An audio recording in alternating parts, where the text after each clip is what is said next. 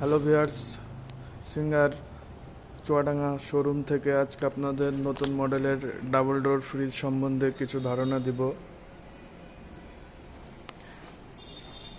Double door ফ্রিজের এটার model হচ্ছে SBSN-S521DNB।